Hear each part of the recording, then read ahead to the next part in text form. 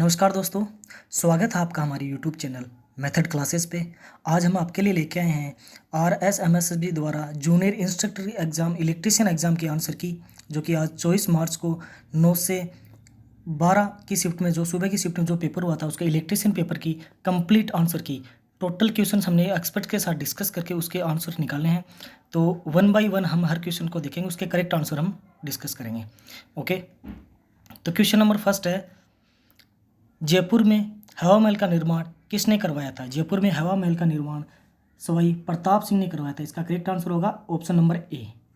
ठीक है दोस्तों, सेकंड क्वेश्चन है अपना, निम्नलिखित में से कौन जयपुर एवं जोधपुर की स्थापना तिथि बताता है? इनमें से कौन है जो जयपुर, कौन सी ख्यात है जो जयपुर एवं जोधपुर की स्थापना तिथि को बताता है? वो है नैन्सी की ख्यात। इसका करेक्ट आंसर होगा ऑप्शन बी। नेक्स्ट क्वेश्चन है, राठौड़ राजवंश की कुलदेवी कौन है? राठौड़ राजवंश की कुलदेवी है नागनेची जी। राठौड़ वंश की कुलदेवी कौन है? नागनेची जी। इसका करेक्ट आंसर होगा option number B. Second question है, नेक्स्ट है, कवि सूर्यमल मिश्रण की रचना किस भाषा में है? कवि सूर्यमल मिश्रण की रचनाएं किस भाषा में है? तो वो है मेवाड़ी। मेवाड़ी भाषा में कवि सूर्यमल मिश्रण की रचनाएं हैं। Option number B, question number 4 का option number B answer correct होगा। नेक्स्ट क्वेश्चन अपना, चंद्रभागा का प्रसिद्ध मेला कहाँ लगता है? चंद्रभागा का प्रसिद्ध मेला झालरापाटन में लगता है। ठीक है दोस्तों, इसका करेक्ट आंसर होगा सी, ऑप्शन नंबर सी, यानी झालरापाटन। नेक्स्ट क्वेश्चन है, प्रसिद्ध चित्र बनी ठनी का चित्रांकन। ये तो सबको बहुत एग्जाम में, हर एग्जाम में ये क्वेश्चन पूछा जाता है, तो इसका करेक्ट आंसर होगा Nihal Chand, option number C. Next question है, निम्न में से कौन सा युग्म गलत सुमेलित है? तो कौन सा गलत है? तेजाजी खरनाल सही है, रामदेवरा सही है, पाबूजी कोल्लू सही है, लेकिन मल्लीनाजी गगरौन ये गलत है। तो ये जो ऑप्शन नंबर बी है इसका करेक्ट आंसर होगा। नेक्स्ट क्वेश्चन है, कटारगढ़ किस दुर्ग का भाग है? कटारगढ़ के कौन से दुर्ग का भाग है? कुंभलगढ़ का, ऑप्शन नंबर सी इसका करेक्ट आंसर होगा क्वेश्चन नंबर 8 का। नेक्स्ट क्वेश्चन है, आमेर महल में दीवान आम का निर्माण किसने करवाया था? आमेर महल में दीवान आम का निर्माण किसने करवाया था? तो दोस्तों इस क्वेश्चन पे हमें डाउट है, अगर आपको कहीं इसका उत्तर मिले तो हमें कमेंट बॉक्स में लिख के ज़रूर बताएं। ओके, नेक्स्ट क्वेश्चन है, कांगड़ कांड का संबंध किस आंदोलन से है? कांगड़ कांड का संबंध किस आंदोलन से है? कांगड़ कांड का संबंध बीकानेर राज्य का किसान आंदोलन हुआ था, कांगड़ कांड बीकानेर में हुआ था, उससे संबंध है। तो ऑप्शन नंबर सी इसका करेक्ट आंसर होगा। नेक्स्ट क्वेश्चन है, राजस्थान में 1857 में पहला विद्रोह कहाँ हुआ था? बहुत सारे बच्चे इसका क्वेश्चन है वो नीमच कर देते हैं, लेकिन इसका नीमच नहीं होगा, इसका करेक्ट आंसर होगा नसीराबाद। इसका करेक्ट आंसर होगा नसीराबाद में 1857 का पहला विद्रोह हुआ था राजस्थान में। तो ऑप्शन नंबर डी इसका करेक्ट आंसर होगा। नेक्स्ट क्वेश्चन है, सिद्धराज ढेहडा कौन थे? सिद्धराज ढेहडा कौन थे? गांधीवादी थे एवं सर्वोदय नेता थे, एक पॉलिटिशियन थे राजस्थान के। अगला क्वेश्चन है, कुंभ श्याम मंदिर किस किले में स्थित है? कुंभ श्याम मंदिर किस किले में स्थित है? चित्तौड़गढ़ का जो किला है उसके अंदर कुंभ श्याम जी का मंदिर है वो स्थित है। Option number D, question number 13 का option number D correct answer होगा। अगला क्वेश्चन है, कामड़िया पंथ की स्थापना किसने की थी? कामड़िया पंथ की स्थापना रामदेव जी ने की थी। कामड़िया पंथ की स्थापना रामदेव जी का, ऑप्शन नंबर डी इसका करेक्ट आंसर होगा। अगला क्वेश्चन है, गोविंद गिरी ने किस सभा की स्थापना की थी? गोविंद गिरी ने संप सभा की स्थापना की थी, option number C is the right answer. अगला क्वेश्चन है, मत्स्य संघ का कौन सा राज्य जनता के बहुमत के आधार पर उत्तर प्रदेश के साथ विलीनीकरण के लिए तैयार हो गया था? तो वो कौन सा राज्य था? मत्स्य संघ के 4 राज्य थे, चारों थे, करौली, धौलपुर, अलवर, भरतपुर, ये चारों ही मत्स्य संघ के राज्य थे, लेकिन इनमें से वो कौन सा डिस्ट्रिक्ट था जो उत्तर प्रदेश के साथ विलीनीकरण के लिए तैयार था? तो ऑप्शन नंबर बी इसका करेक्ट आंसर होगा, धौलपुर है वो इसका करेक्ट आंसर होगा। ठीक है दोस्तों, अगला क्वेश्चन है, अकबर की चित्तौड़ विजय के उपरांत मेवाड़ में मुगल शासकों के सिक्के जारी हुए थे, उन सिक्कों का क्या नाम था? तो इस क्वेश्चन में भी हमें, इसके आंसर में हमें डाउट है, तो अगर आपको इसका आंसर कहीं मिले तो हमें कमेंट बॉक्स में लिख के अवश्य बताएं। इसका कमेंट बॉक्स में लिख के ज़रूर बताएं कि इसका आंसर क्या होगा। अगला क्वेश्चन है, जीवन कुटीर के गीत निम्न में से किसके द्वारा लिखा गया? जीवन कुटीर के गीत हरिभाऊ उपाध्याय के द्वारा लिखा है, इसका करेक्ट आंसर होगा ऑप्शन नंबर सी। अगला क्वेश्चन है, राजस्थान की प्रथम महिला सांसद कौन थी? राजस्थान की प्रथम महिला सांसद यशोदा देवी थी। ऑप्शन नंबर डी इसका करेक्ट आंसर होगा। अगला क्वेश्चन है, कर्णा भील किस वाद का प्रसिद्ध गायक था, यानी कि कर्णा भील वाद किस वाद का प्रसिद्ध वादक था, वो था नड का प्रसिद्ध वादक था। अगला क्वेश्चन नंबर 21 है, भीलवाड़ा जिले के किस नदी पर बागोर स्थित है। भीलवाड़ा जिले के जो कोठारी नदी है, कोठारी नदी के ऊपर बागोर स्थित है। Option number A correct answer होगा 21 का। अगला क्वेश्चन है क्वेश्चन नंबर 22, निम्नलिखित में से एकलिंग शिलालेख 1460 ईस्वी का लेखक कौन है, तो इसका करेक्ट आंसर होगा राणा कुंभा। एकलिंग शिलालेख का लेखक कौन है, Rana Kumbha. Option number B 22, question number 22 का option number B correct answer होगा। अगला क्वेश्चन, निम्नलिखित प्रतिहार शासकों में से किसने मंडोर को बदलकर मेड़ता को राजधानी बनाया था। नागभट्ट प्रथम ने। Option number A is the correct answer. इसका 23 नंबर क्वेश्चन नंबर 23 का ऑप्शन ए करेक्ट आंसर होगा। नागभट्ट प्रथम ने मंडोर को बदलकर मेड़ता को राजधानी बनाया था। अगला क्वेश्चन है, जयपुर के किस शासक ने लगातार 3 मुगल सम्राटों जहांगीर, शाहजहां और औरंगजेब की सेवा की थी, तो इसका आंसर करेक्ट सही होगा। Option number C Sawai Jai Singh ने। अगला क्वेश्चन है, रतवाई लोकगीत किस क्षेत्र में गाए जाते हैं। रतवाई लोकगीत, इसका भी हमें इस क्वेश्चन पे भी हमें डाउट है। इसका भी आंसर आप कमेंट बॉक्स में लिख के बताएं। अगर आप इसका आंसर आपको कहीं मिले तो इसको कमेंट बॉक्स में लिख के अवश्य बताएं, ताकि और स्टूडेंट्स हैं उनके भी यूज़ में आए इसका आंसर। अगला क्वेश्चन है, दिल्ली जयपुर चित्तौड़गढ़ राष्ट्रीय राजमार्ग का नया नंबर क्या है। अभी कुछ एक जो NH है, नेशनल हाईवे, उनको नया नंबर दिया गया है, तो उनमें से उठा के एक क्वेश्चन पूछा है आपको इस एग्जाम में कि दिल्ली जयपुर चित्तौड़गढ़ जो NH है उसका नया नंबर क्या है, तो उसका नया नंबर होगा NH 48। Option number B correct answer होगा। अगला क्वेश्चन है, सबला लोहारिया खनन क्षेत्र किस जिले में स्थित है। सबला, ये है डूंगरपुर जिले में, तो इसका करेक्ट आंसर होगा ऑप्शन नंबर सी, डूंगरपुर जिले के अंदर सबला लोहारिया खनन क्षेत्र है। क्वेश्चन नंबर 28 है, निम्नलिखित में से कौन सा जिला उप आर्द्र दक्षिणी मैदानी कृषि जलवायु प्रदेश में स्थित नहीं है। इसका आंसर होगा भीलवाड़ा। ठीक है दोस्तों, option number C is the correct answer for question number 28।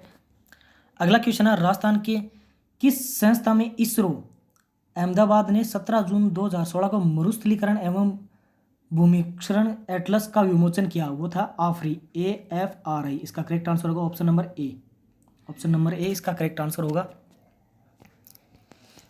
अगला क्वेश्चन है अपना, राजस्थान में सर्वाधिक भूकंप संभावित क्षेत्र कौन सा है। सर्वाधिक भूकंप संभावित क्षेत्र है भरतपुर, अलवर व झुंझुनू। तो ऑप्शन नंबर ए इसका करेक्ट आंसर होगा। अगला क्वेश्चन है, राठी प्रजाति कौन सी 2 गायों की संकर प्रजाति है। राठी गाय है वो कौन सी 2 गायों की संकर प्रजाति। ऑप्शन नंबर ए इसका करेक्ट आंसर होगा। सिंधी व साहिवाल 2 गायों की संकर प्रजाति है राठी गाय। अगला क्वेश्चन है, राजस्थान व किस स्टेट की सीमा पर भवानी मंडी रेलवे स्टेशन है। तो इसका करेक्ट आंसर होगा मध्य प्रदेश स्टेट की सीमा पर भवानी मंडी रेलवे स्टेशन है राजस्थान का, तो इसका option number A correct answer होगा। अगला क्वेश्चन है, राजस्थान के अंतः प्रवाही अपवाह तंत्र में कौन सी नदी सम्मिलित नहीं है। इसका करेक्ट आंसर होगा काकनी नदी। Option number C is the correct answer इसका। राजस्थान राज्य की, ये तो आपको सभी को पता होगा क्वेश्चन, राजस्थान राज्य की उत्तर से दक्षिण की लंबाई 869 है। पूर्व से पश्चिम अगर पूछे तो वो 826 होगी, यानी इस ऑप्शन नंबर क्वेश्चन नंबर 34 का जो करेक्ट आंसर होगा 869। अगला क्वेश्चन है, निम्नलिखित जिलों में से किस जिले में अधिकतम वर्षा होती है। तो अजमेर में सबसे ज़्यादा वर्षा होती है। जो ऑप्शन आपको दिए हुए हैं उनमें सबसे ज़्यादा अजमेर में होती है।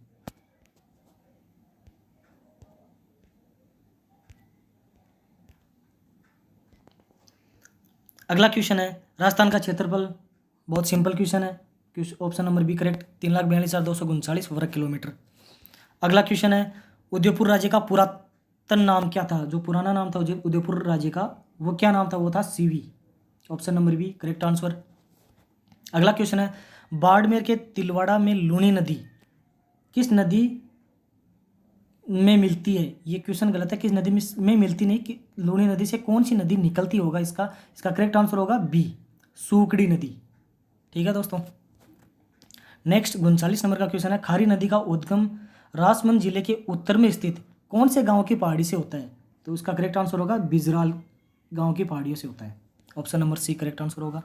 अगला क्वेश्चन है, कोपेन वर्गीकरण के अनुसार बहुत बार ये क्वेश्चन पूछा गया, बहुत बार ये क्वेश्चन एग्जाम में पूछा है, आरएमएसएसबी की एग्जाम के हर एग्जाम में ये क्वेश्चन पूछा जाता है कि कोपेन वर्गीकरण के अनुसार जैसलमेर व बीकानेर के पश्चिम भागों में निम्नलिखित में से किस प्रकार की जलवायु है? तो यह BWSW, option number D correct answer होगा इसका।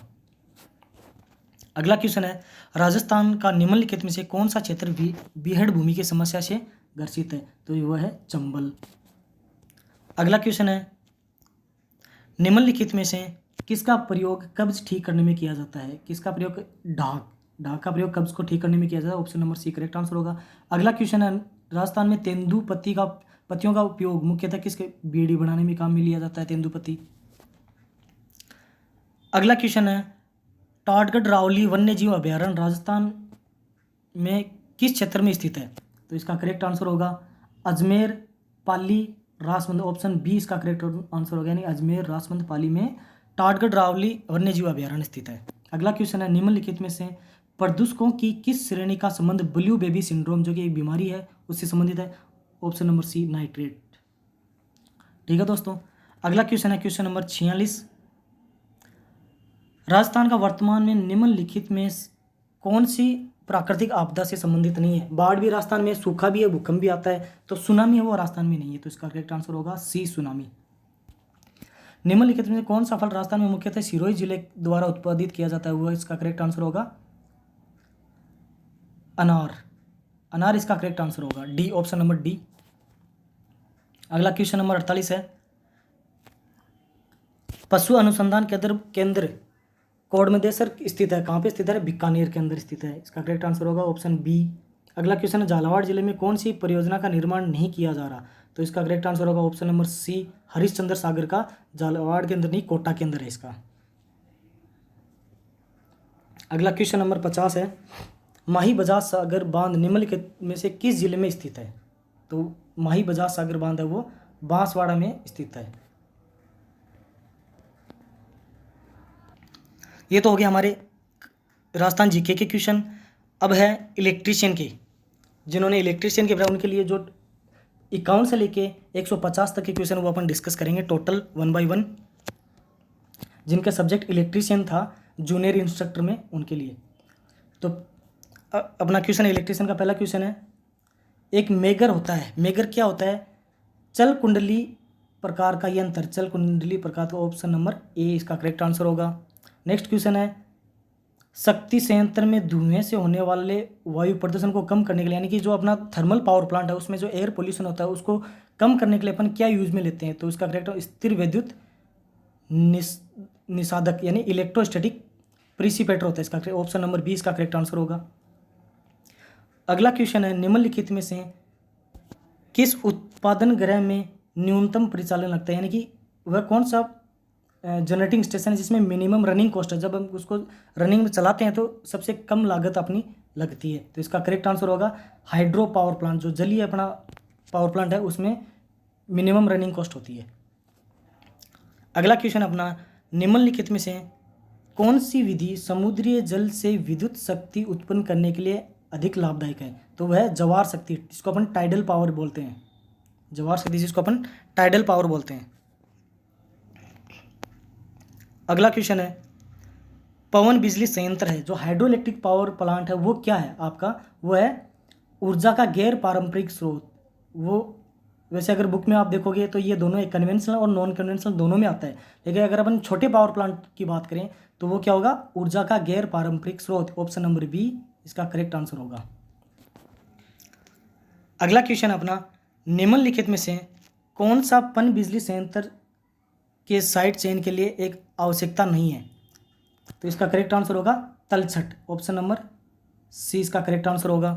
अगला क्वेश्चन है, निम्नलिखित में से किसका अधिकतम मॉडरेटिंग अनुपात होता है? अधिकतम मॉडरेटिंग अनुपात होता है D2O, जिसको अपन बोलते हैं भारी जल। भारी जल होता है D2O, हैवी वाटर जिसको अपन बोलते हैं। अगला क्वेश्चन है, जब नियंत्रण रॉड को रिएक्टर में प्रवेश करवाया जाता है, यानी ये न्यूक्लियर रिएक्टर की बात कर रहा है, जो अपने पास न्यूक्लियर पावर प्लांट है उसकी बात कर रहा है। तो जब नियंत्रण रॉड को रिएक्टर में प्रवेश करवाया जाता है तो जो गुण गुणक कारक है के, मल्टीप्लिकेशन फैक्टर है, उसका मान कितना होता है, उसका मान होता है 1 से कम, less than. Option number C इसका करेक्ट आंसर होगा, 1 से कम। 36 व ऊर्ध्वाधर अक्ष किस अपरंपरागत बिजली संयंत्र के प्रकार है, यानी कि वर्टिकल और हॉरिजॉन्टल एक्सिस अपन किस में यूज में लेते हैं, विंड पावर प्लांट के अंदर, विंड मिल में यानी पवन चक्की में।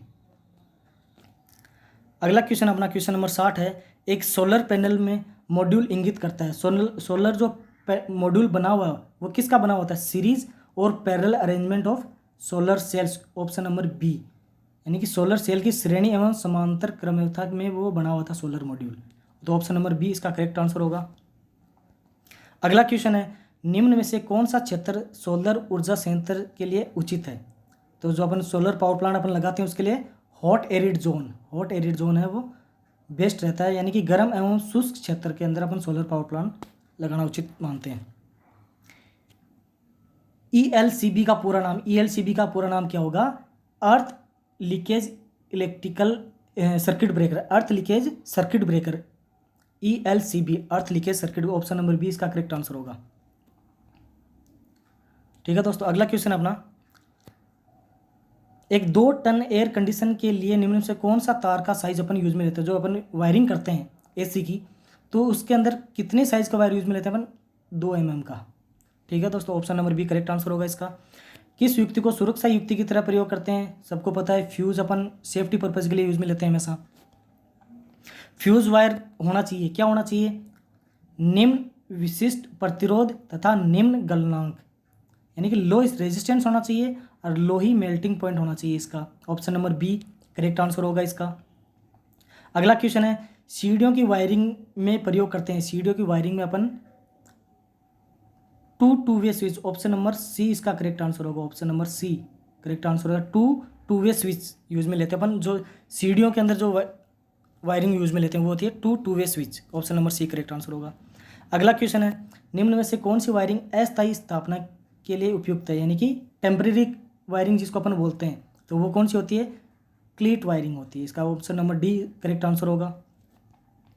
अगला क्वेश्चन है, विद्युत वायरिंग में सभी विद्युतीकरण उपकरण जोड़े जाते हैं, जो अपन इक्विपमेंट अपन जो भी जोड़ते हैं जैसे फैन, लाइट, जो भी अपन इलेक्ट्रिकल इक्विपमेंट जो वायरिंग में जोड़ते हैं, तो वो किस कनेक्शन में जुड़े होते हैं, वो होते हैं समांतर क्रम में। Option number D correct answer होगा। अगला क्वेश्चन है, एक इलेक्ट्रिक प्रेस में तापक तत्व आमतौर पर बनाया जाता है, किसका बनाया जाता है, नाइक्रोम का। Option number B correct answer होगा। अगला क्वेश्चन है, एक छत के पंखे में संधारित्र जुड़ा होता है, जो कैपेसिटर होता है, वो जो सीलिंग फैन होता है उसमें उसकी क्या किस में कनेक्टेड होता है, वो कनेक्टेड होता है in series with the running winding. Option number C इसका correct answer, in series with the running winding. अगला क्वेश्चन अपना, माइक्रोवेव ओवन का कौन सा भाग माइक्रोवेव उत्पन्न करता है, तो इसका correct magnetron. Option number A correct answer होगा इसका, मैग्नेट्रॉन है वो माइक्रोवेव उत्पन्न करता है। अगला क्वेश्चन है, घरेलू वाटर कूलर के पंप में कौन सी मोटर यूज में लेते हैं, इसका करेक्ट आंसर होगा AC श्रेणी मोटर। Option number C. अगला क्वेश्चन है, GI पाइप अर्थिंग में चारकोल तथा नमक की मात्रा क्या होती है, 5 किलो तो अपन चारकोल लेते हैं और 5 किलो अपन नमक लेते हैं GI पाइप में अर्थिंग के लिए। Option number C correct answer. अगला क्वेश्चन है, एक वृहद बिजली संयंत्र के लिए अर्थिंग प्रतिरोध का मान क्या होना चाहिए, यानी कि हाई जो लार्ज पावर स्टेशन होते हैं वहाँ पर जो अर्थिंग रेजिस्टेंस वो कितना होना चाहिए, 0.5 ohm. Option number A correct answer. Next question है, भू संपर्क तार जोड़ा जाता है, जो अर्थ वायर है वो कहाँ जोड़ा जाता है, जमीन में। Option number D correct answer है इसका। अगला क्वेश्चन है, अर्थ वायर का माप इस आधार पर निर्धारित करते हैं, किस आधार पर निर्धारित करते हैं, वोल्टेज ऑफ सर्विस लाइन है, सर्विस लाइन का जो विभव है वोल्टेज पे निर्भर करता है। तो option number D correct answer होगा। ये एक न्यूमेरिकल दिया गया है कि वायु में एक दूसरे से 30 सेमी दूरी पर रखे 2 छोटे आवेश गोलों का क्रमशः 2 गुणा 10⁻⁷ कूलाम तथा 3 गुणा 10⁻⁷ कूलाम आवेश है, उनके बीच कितना बल, यानी एफ की वैल्यू इसने पूछी है, फोर्स एफ इसने पूछा। जो ये फॉर्मूला है एफ बराबर Q1 Q2 upon 4πε0 r² R की वैल्यू अपन को दी हुई है 30 है, तो इसका करेक्ट आंसर होगा ऑप्शन नंबर डी 6 गुणा 10⁻³ इसका करेक्ट आंसर होगा। अगला क्वेश्चन है, कूलाम बल तथा गुरुत्वीय बल का बल समान होते हैं, कूलाम बल तथा गुरुत्वीय बल का समान किस पे होते हैं, एम्पियर लॉ पे। एम्पियर का जो नियम है उसके अकॉर्डिंग ये उसी को फॉलो करते हैं। ऑप्शन नंबर 1 करेक्ट आंसर होगा क्वेश्चन नंबर 78 का। अगला क्वेश्चन है, एक या एक से अधिक विद्युत वाहक बल स्रोतों में युक्त जाल कहलाता है। यानी एक या एक से अधिक जो ईएमएफ सोर्स हैं, जो वोल्टेज अपन लगाते हैं, उसको अपन क्या बोलते हैं, सक्रिय जाल यानी active network. Option number 1 correct answer होगा। अगला क्वेश्चन है, दो प्रतिरोध R1 तथा R2 का श्रेणीक्रम संयोजन में जब उनको श्रेणीक्रम में रखते हैं तो 4.5 बनेगा, उसका आंसर आएगा। तथा समांतर क्रम में जोड़ेंगे तो टोटल प्रतिरोध होगा 1। तो वो R1 और R2 की वैल्यू अपन को बतानी है कि R1 R2 की वैल्यू क्या होगी जब श्रेणी क्रम में रखेंगे तो 4.5 ओम होगा, तथा समांतर क्रम में रखेंगे तो 1 ओम होगा। तो इसका करेक्ट आंसर होगा ऑप्शन नंबर बी, R1 की वैल्यू 1.5, R2 की 3 ओम। अगला क्वेश्चन है, एक 100 वाट 200 वोल्ट लैंप का प्रतिरोध क्या होगा। तो इसका प्रतिरोध होगा 400 ओम। ये जो दिया हुआ है यहाँ पे फॉर्मूला, इसके थ्रू अपन ने इसका जो रेजिस्टेंस है, प्रतिरोध है, वो निकाला है अपन ने। अगला क्वेश्चन है, R बराबर रो एल अपॉन 1 का समीकरण में जो रो है, जो ये रो है वो क्या प्रदर्शित करता है। R रेजिस्टेंस हो गया आपका, L लेंथ हो गया, ए क्रॉस सेक्शनल या अनुप्रस्थ काट का क्षेत्रफल हो गया ए, तो R क्या है, प्रतिरोधकता यानी रेजिस्टिविटी। ऑप्शन नंबर 20 का करेक्ट आंसर होगा। अगला क्वेश्चन है, किसी कार की संचालन बैटरी का विद्युत वाहक बल 12 वोल्ट है। यदि बैटरी का आंतरिक प्रतिरोध 0.4 ओम है तो बैटरी से ली जाने वाली अधिकतम धारा का मान क्या होगा। V बराबर IR से अपन इसकी वैल्यू निकालेंगे आई की, तो इसका आंसर होगा 30 ampere. Option number C correct answer होगा। अगला क्वेश्चन है, 3 ओम के 3 प्रतिरोध एक त्रिभुज के रूप में जुड़े हुए हैं। जैसे ये जुड़ा हुआ है, ये जुड़ा हुआ है त्रिभुज के किन्हीं दो शीर्षों के मध्य, इन दो शीर्षों के मध्य प्रतिरोध क्या होगा। ये दोनों सीरीज में हो जाएंगे, फिर इसके पैरेलल में होके इसका आंसर होगा 2 ओम। ऑप्शन नंबर बी इसका करेक्ट आंसर होगा। अगला क्वेश्चन है, निम्न में से कौन से लैंप का कमरे के तापक्रम पर निम्नतम प्रतिरोध होगा। तो P बराबर VI से अपन इन सब की करंट निकाल लेंगे। जिसकी करंट सबसे ज़्यादा होगी उसका प्रतिरोध सबसे कम होगा। तो ऑप्शन नंबर डी इसका करेक्ट आंसर होगा। अगला क्वेश्चन है कि 2 ओम 4 ओम तथा 5 ओम के 3 प्रतिरोध पार्श्व में यानी पैरेलल में जुड़े हुए हैं, तो इनका जो कुल प्रतिरोध है वो कितना होगा। तो 2 ओम 4 ओम को हमने पैरेलल यानी समांतर पैरेलल संयोजित क्रम में जोड़ दिया इनको, इनका प्रतिरोध होगा 20/19। ऑप्शन नंबर सी इसका करेक्ट आंसर होगा।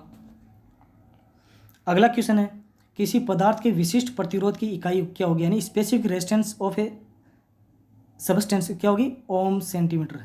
Option number B correct answer होगा इसका।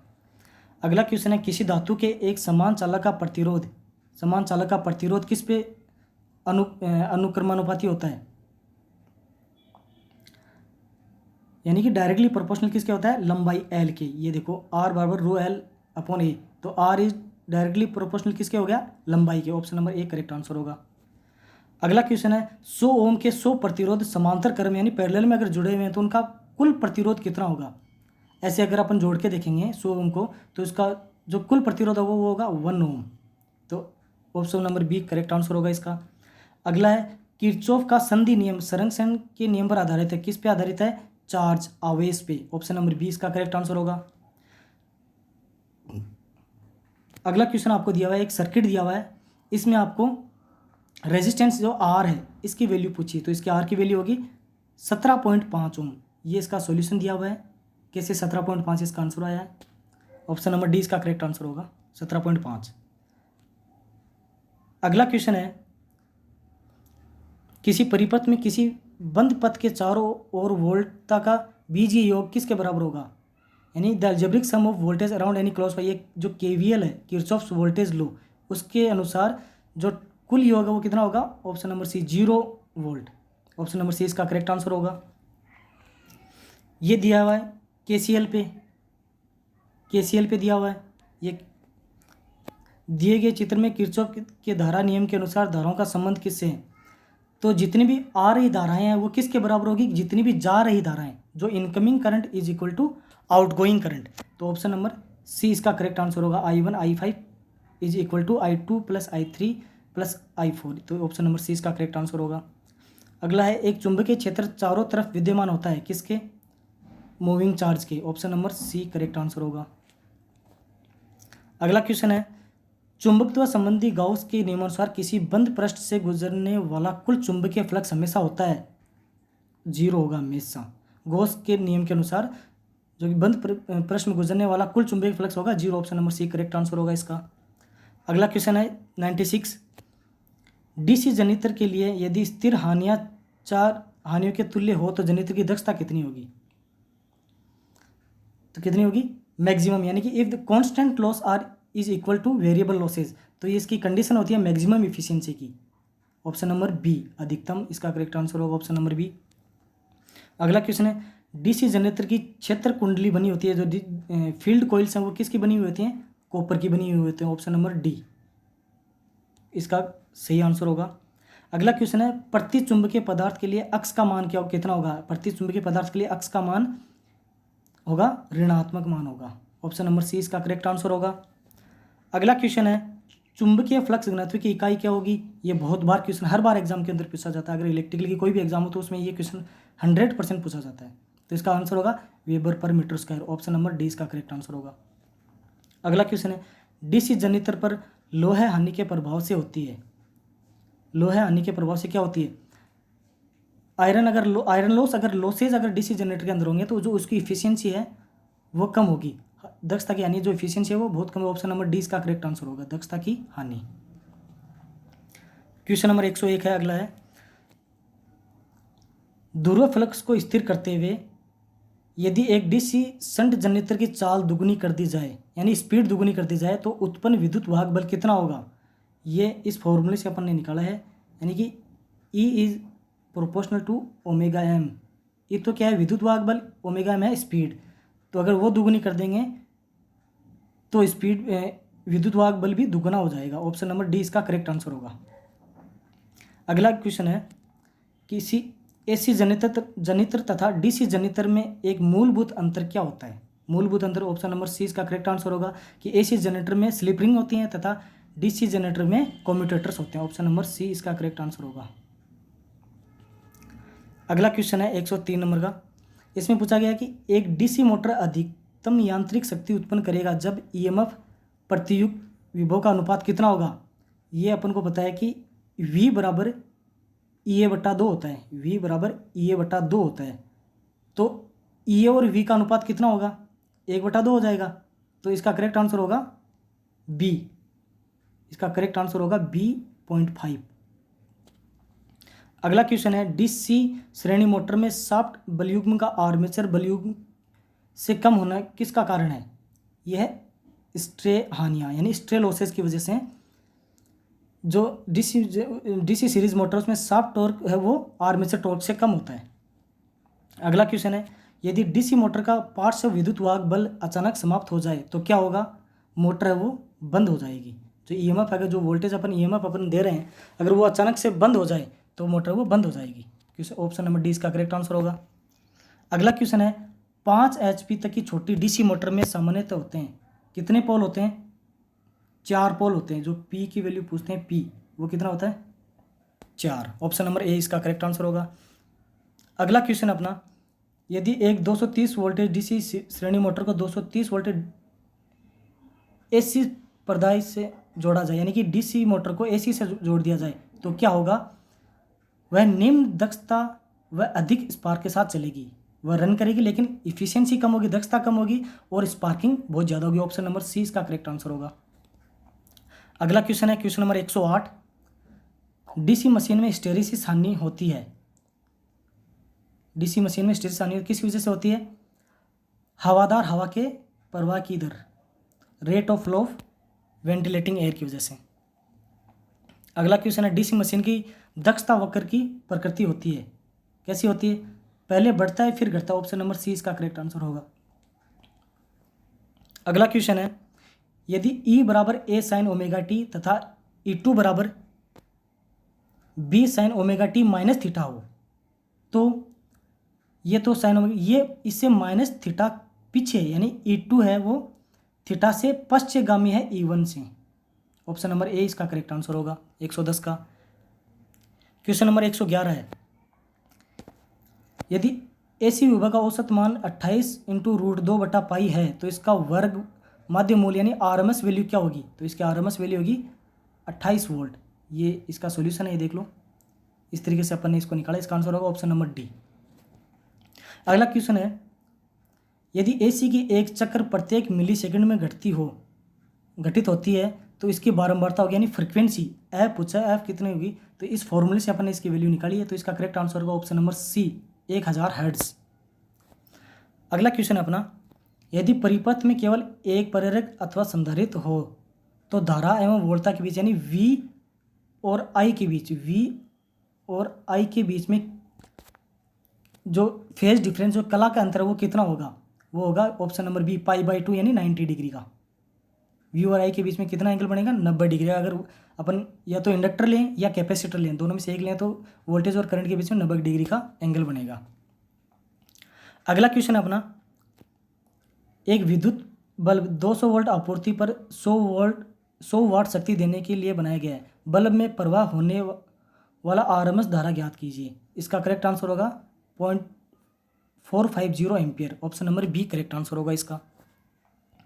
अगला क्वेश्चन है, दो ज्वारीय धाराओं का समीकरण क्या है? E1 बराबर 10 साइन ओमेगा टी प्लस π/3 और 15 साइन ओमेगा टी माइनस π/3 है, तो कितना होगा?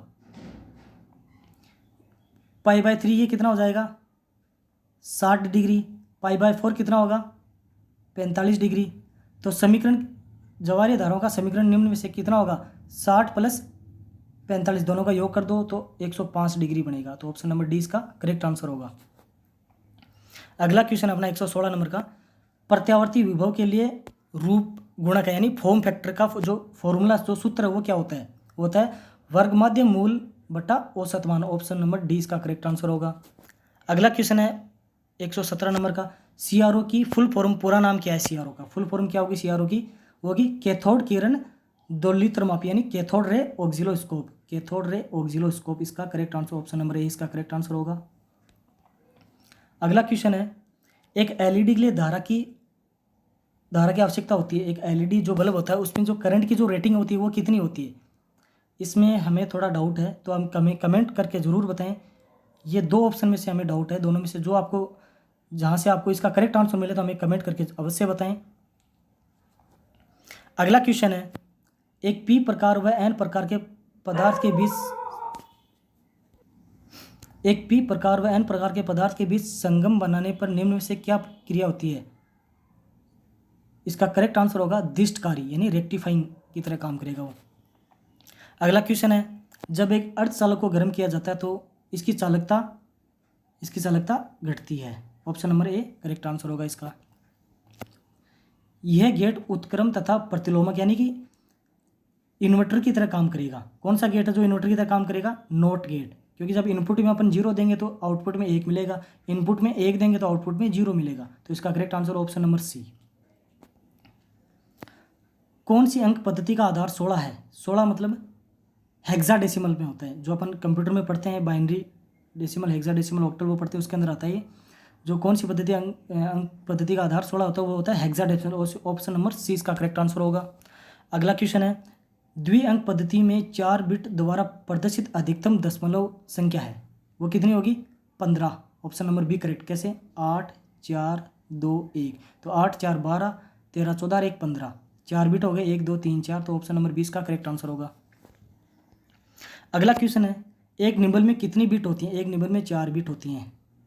एक निबल में 4 bit. Option number B correct answer होगा इसका।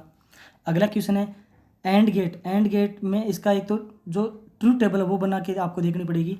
एंड गेट में गेट का निर्गत मान 1 होता है कि केवल जब निवेश ए और बी यानी आउटपुट 1 कब मिलेगा? जब ए और बी दोनों 1 होंगे। ऑप्शन नंबर 1 सही है। जब इनपुट में ए बी ये आपका आउटपुट है तो दोनों ये 1 तो आउटपुट भी आपका 1 कब आएगा? जब ए और बी दोनों 1 होंगे। तो option number A correct answer होगा इसका।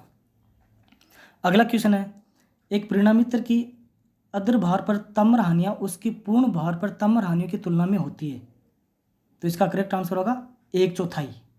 ये इसका सॉल्यूशन है, करके देख लेना। ऑप्शन नंबर सी इसका करेक्ट आंसर होगा 1/4।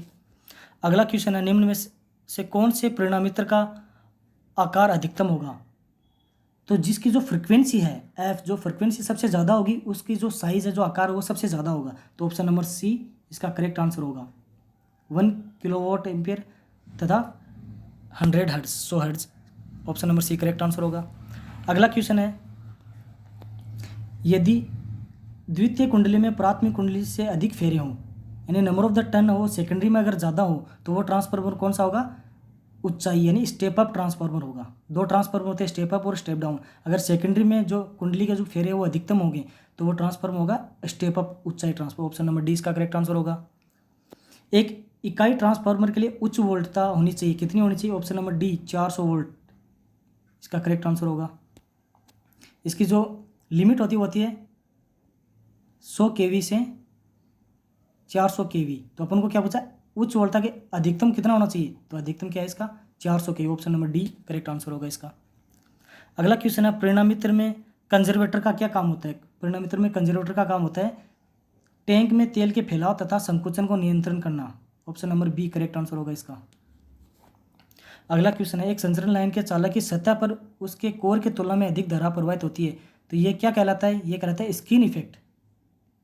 जो स्किन प्रभाव होता है उसकी वजह से जो सतह पर है वो धारा कम तथा से मध्य में धारा अधिक प्रवाह करती है। अगला क्वेश्चन है, संचरण लाइन में कोरोना की संभावना बढ़ जाती है सर्दियों के मौसम में, जो कोरोना जो लॉस होता है वो सबसे ज़्यादा होता है। ऑप्शन नंबर ए इसका करेक्ट आंसर होगा। अगला क्वेश्चन है, संचरण लाइन में भार रहित अवस्था में धारा प्रवाह का कारण क्या होता है? यानी कि अंडर नो लोड कंडीशन के अंदर जो करंट, जब आपका लोड कनेक्ट नहीं है उसके बावजूद भी अगर करंट फ्लो कर रहा है तो वो क्यों कर रहा है? किसकी वजह से कर रहा है? लाइन की धारिता की वजह से, यानी जो capacitance of the line, line का जो कैपेसिटेंस है उसकी वजह से। Option number A correct answer होगा इसका। उच्च वोल्टेज केबल में इंसुलेशन के लिए आमतौर पर प्रयोग की जाने वाली सामग्री है, वो है पेपर, पेपर। ऑप्शन नंबर ए इसका करेक्ट आंसर होगा। अगला क्वेश्चन है, सब स्टेशन को वितरण परिणामित्र से जोड़ने वाली लाइन कहलाती है, वो होती है प्राथमिक फीडर, प्राइमरी फीडर कहलाती है। ऑप्शन नंबर डी इसका करेक्ट आंसर होगा। अगला क्वेश्चन है, निम्न में से कौन सी शक्ति वितरण पद्धति अधिक विश्वसनीय है? कौन सी है? जो रिंग मैन आपका जो सिस्टम वो सबसे ज़्यादा रिलायबल होती है। आवासीय क्षेत्रों के लिए वितरक है, यानी डोमेस्टिक रेजिडेंशियल एरिया के लिए जो डिस्ट्रीब्यूटर वो क्या था? 3 phase 4 wire. Option number D correct answer होगा इसका। अगला क्वेश्चन है, 2 तार डीसी वितरक की तुलना में सामान्य पृथ्वी के लिए अधिकतम वोल्टता के साथ 3 तार वितरक केवल प्रयोग करता है, कितना? तांबे का 31.25%। Option number D correct answer होगा इसका। एसी परिपथ वियोजक की विच्छेदन क्षमता सामान्यतः व्यक्त की जाती है, यानी जो ब्रेकिंग कैपेसिटी है वो किस में होती है? वोल्ट में। Option number A correct answer होगा। अगला क्वेश्चन है, SF6 परिपथ वियोजक में आर्क समन के दौरान गैस, जो SF6 सर्किट ब्रेकर है आपका, एक सर्किट ब्रेकर है, वो किस में टूटता है? SF4 तथा SF2 में विघटित होता है। ऑप्शन नंबर ए इसका करेक्ट आंसर होगा। अगला क्वेश्चन है, वायु ब्लास्ट परिपथ वियोजक में वायु, इसका ऑप्शन नंबर सी, यानी वायु में क्या नहीं होनी चाहिए? आर्द्रता नहीं होनी चाहिए। Must be free from moisture, आर्द्रता नहीं होनी चाहिए। Option number C correct answer होगा इसका। अगला क्वेश्चन है, एक आदर्श परिपथ विच्छेदक को प्रदान करनी चाहिए, एक आइडियल सर्किट ब्रेकर वो शुड बी ऑफर, उसको क्या प्रदान करनी चाहिए? Option number A correct answer होगा इसका। क्रमशः रुकावट से पहले और बाद में अनंत और शून्य प्रतिबाध्यता रेजिस्टिविटी रिस्पेक्टिवली। ओके, अगला क्वेश्चन आपका, केबल की इंसुलेशन की प्रतिरोधकता तापक्रम बढ़ाने पर, जो केबल की इंसुलेशन की जो प्रतिरोधकता उसका तापक्रम अगर बढ़ाएंगे तो क्या होगा? चरघातीय रूप में घटेगी, decrease exponentially. Option number C इसका करेक्ट आंसर होगा। अगला क्वेश्चन आपका, भूमिगत केबल में विभव दबाव अधिकतम होगा, किस में होगा? Option number A correct answer होगा, चालक की सतह पर। अगला क्वेश्चन है, भूमिगत केबल के लिए खाई की गहराई सामान्यतः होती है, तो इसका आंसर हमें मिला नहीं, तो आपको अगर कहीं मिले इसका आंसर तो हमें कमेंट बॉक्स में लिख के अवश्य बताएं कि इसका आंसर क्या होगा। अगला क्वेश्चन है, एकल कोर केबल में सामान्यतः प्रदान नहीं करते, एकल कोर केबल में हम ऑप्शन नंबर 20 का करेक्ट आंसर होगा रबर इंसुलेशन।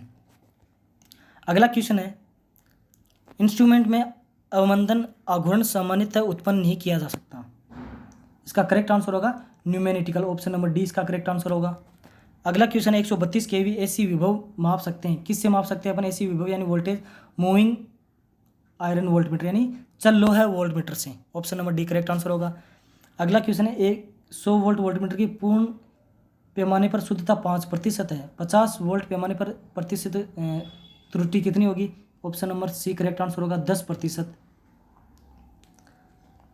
अगला क्वेश्चन है 150, लास्ट क्वेश्चन है आपका, एक शक्ति गुणांक मीटर में होती है, ए पावर फैक्टर मीटर हैज़, कि इसमें कोई कंट्रोल स्प्रिंग नहीं होती, कोई नियंत्रण स्प्रिंग नहीं होती, no control spring, option number C इसका करेक्ट आंसर होगा। ठीक है दोस्तों, धन्यवाद। आपको हमारा वीडियो कैसा लगा लाइक कमेंट अवश्य करें और चैनल को सब्सक्राइब कर दें ताकि आगे आने वाली वीडियोस जो भी एग्ज़ाम्स के आंसर के वो हम आपको पता चलती रहे। Okay, thank you.